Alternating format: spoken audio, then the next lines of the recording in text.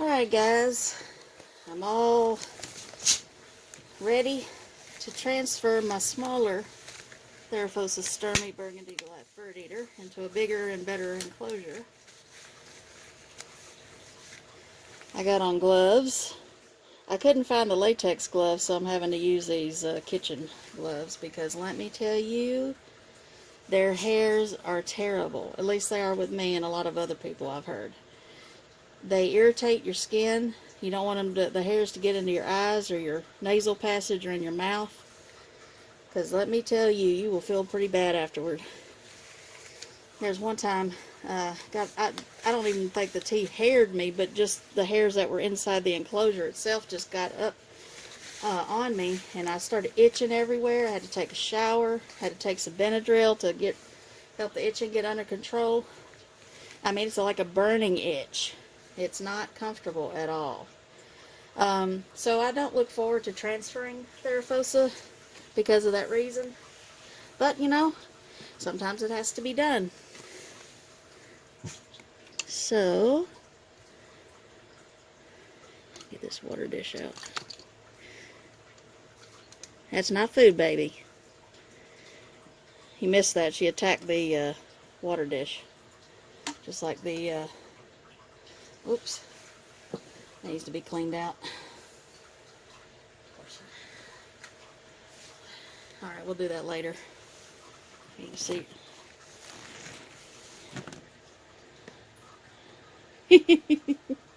Yeah, she's not too excited right now. She's like, hey, I thought that was supposed to be food. What are you doing? Scoot that back a little bit so you can see the horror.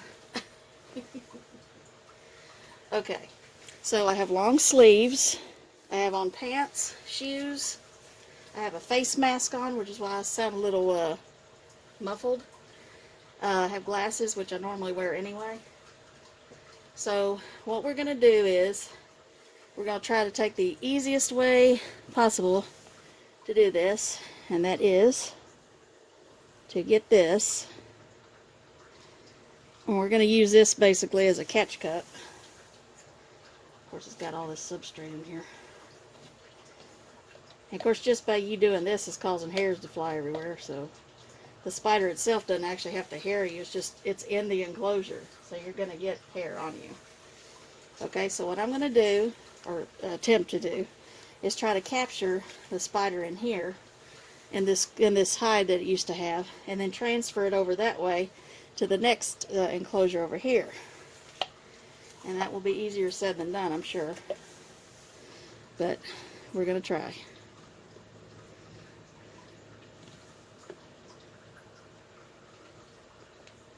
We're going to try.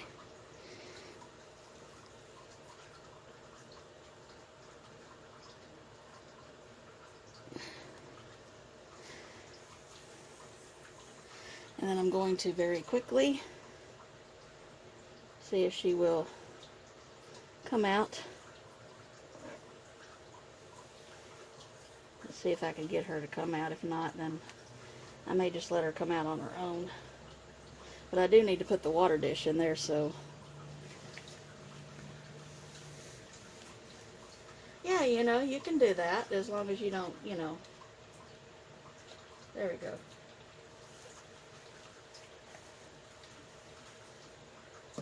No, okay. That's not the plan. And let me tell you, these guys can move faster than you think. They may look big, but they don't move big. Get the lid. I'm sorry if you can't see all of this. I'm trying to get it where you can see it, but also safely do this for me and the spider.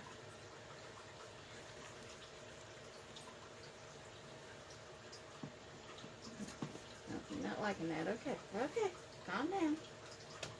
Come on. You go down there. Come on. I'm trying to get you to go into your new cave. I mean, I understand why you don't want to. Here, that new cave is like really your friend, okay? Seriously. You will love that new cave. That is your friend. There we go. Okay.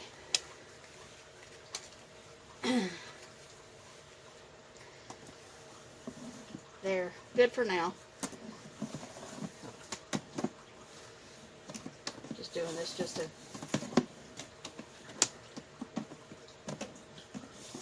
temporarily keep the spider contained at the moment. I'm going to add a water dish to it, the same one that it already had.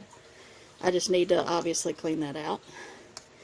So, and I'll just sit this like over here in the corner, one of these corners over here. And I'm just going to let the spider get out on its own, because it's obviously kind of putting up a little bit of a fight. So there you go. You probably see hairs flying everywhere on the camera. Dust and hairs. So yes.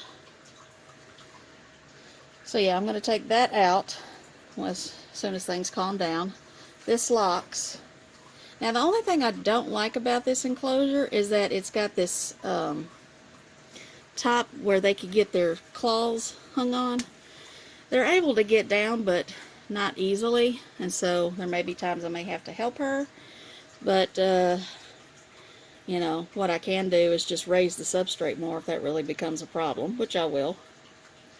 And there is a lock to this, so, you know, she won't be Houdini try to get out.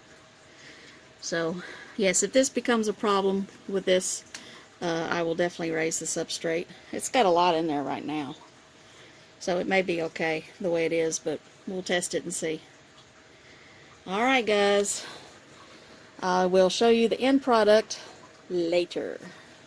Alright, thanks for watching.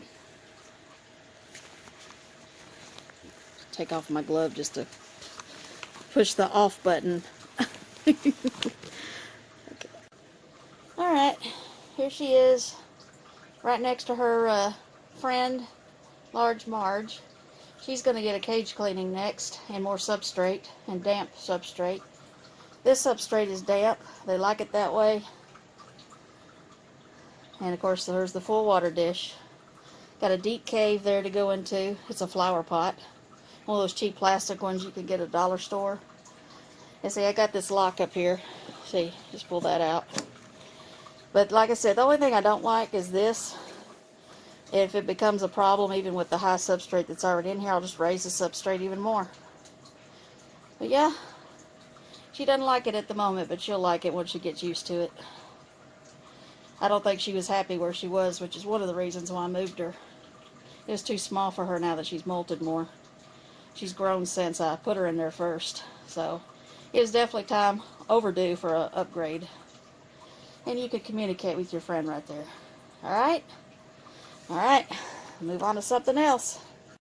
Well, I did have to make a few changes. I needed a little bit more substrate. You could tell which is damp and which is dry.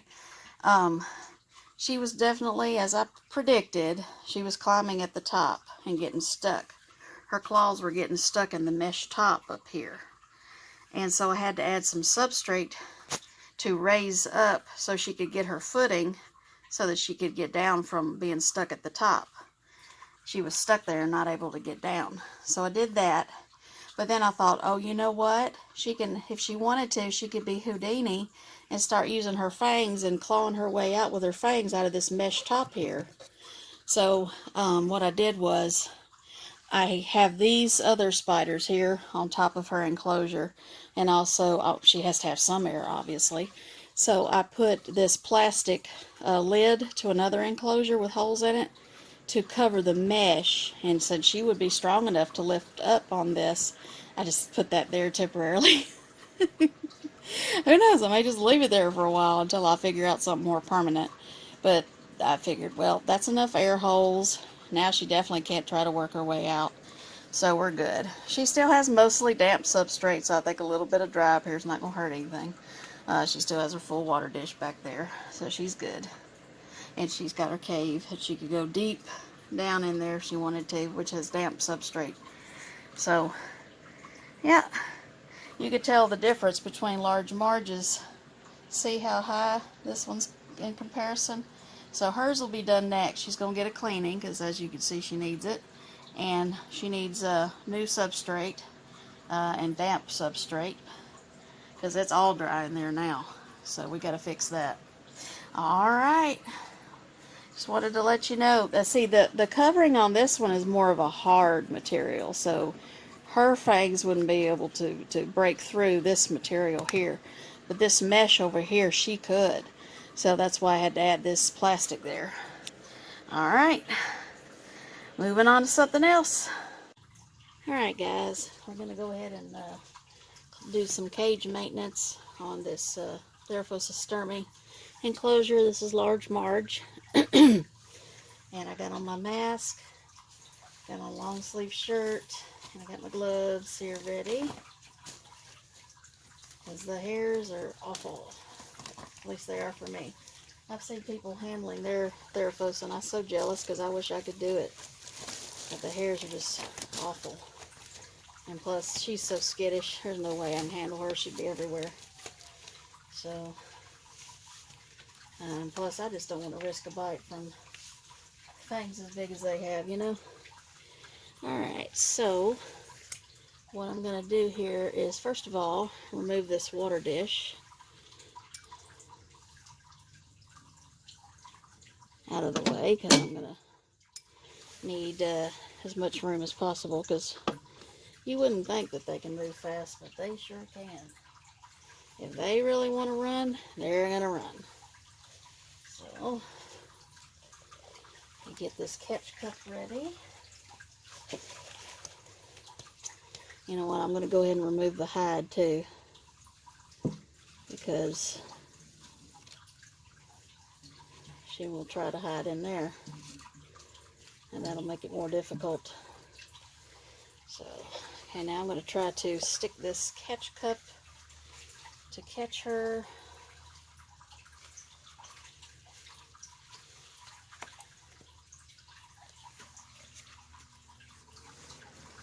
Corner her.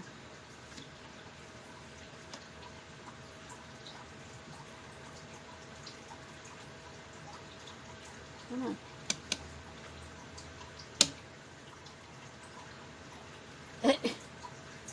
Well, you're going to be docile, huh? Well, for now. She's not used to being touched.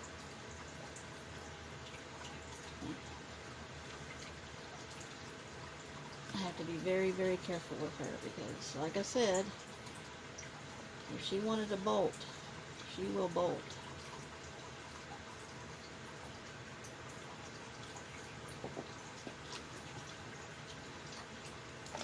Oop.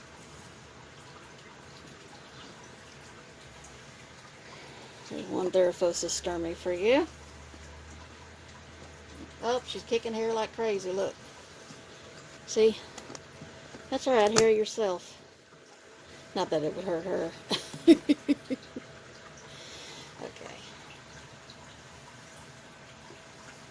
I got glasses on too. I normally wear glasses, so they're already protecting my eyes. Okay, so what I'm going to do is now, this substrate is too shallow. It's too dry, so we are going to change that. I'm going to add a whole bunch of substrate to it. In fact, I'm going to make it close to the top, and then make it damp, and then give her her house back and all that. So I'll do that off camera because that part will be kind of boring to watch. Hopefully you're not bored already though. And I'm going to leave this stuff on because her hairs are all scattered in here, and they will go everywhere. So, alright, I will return back when I have things ready. Stay tuned. Alright, here's the new clean Theraphosa stirmi large Marge's enclosure. Higher up substrate damp. Not sopping wet, but damp. Full water dish cave decor. So now I'm going to attempt to put her back in here as hopefully as painlessly as possible. So let me get my other glove on here. She's actually easier than I thought to take out. Let's hope putting back in will be just as easy. Okay. Here she is, still chilling out in there. So what I'm going to do is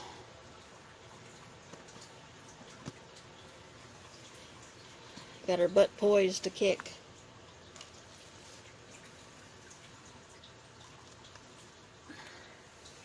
There you go. That's what you do. And then when she gets out of it, which I'm just going to let her do by herself, I'm going to remove the cup. Let me scoot it back a little bit more. There we go. Alright, and I'll show you once she's out how she's doing. Alright guys, successful 2 burgundy Goliath bird eater rehouses and cage maintenance. Alright, next.